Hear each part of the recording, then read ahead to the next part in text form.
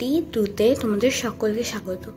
তো পুজো এখানে হয়ে গেছে দেখছো, আর এই প্রদীপটা কাল থেকে জ্বলছে, মানে জ্বালিয়ে রাখতে হবে।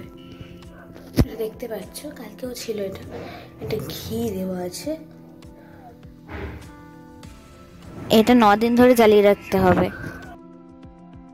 এটা হচ্ছে আমাদের ঠাকুর ঘরের ভিউ, দেখে নাও তোমরা।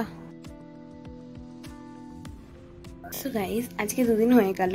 তো আজকে তেমন একটা কিছু পুজো হয়নি, যেমন মা রেগুলার পুজো করে ওরকমই পুজো হয়েছে, মানে 7 দিন ধরে ওরকমই চলবে। আবার 8 নম্বর দিনে বলবো না, তোমাদেরকে দেখাবো। আজকে সকালে ব্রেকফাস্টে মা বানিয়েছিল সাবুর খিচুড়ি আর পটল ভাজা। যেহেতু নবরাত্রি চলছে তাই অন্ন খেতে নেই, তাই জন্য আমরা ময়দা খাচ্ছি। তো ওটা দেখাতে পারিনি, সরি গাইস। তো এরপরে কি খাবো সেটা আমি তোমাদেরকে দেখাবো। তারপর ফল আর রাতেই ঘুগনি রুটি খেয়ে আমাদের 2 দিন কমপ্লিট হয়ে গেল। তাছাড়া ছিল ম্যাচটাও দেখলাম আর এনজয় করলাম। Hi everyone, welcome to day 3। দুপুরবেলা পুজো টুজো শেষ হওয়ার পরে এইটা ছিল আমাদের খাবার, মানে ছোলা সেদ্ধ ছিল আর এই ঘুগনি।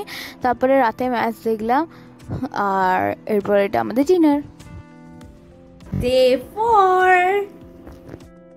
লাঞ্চ।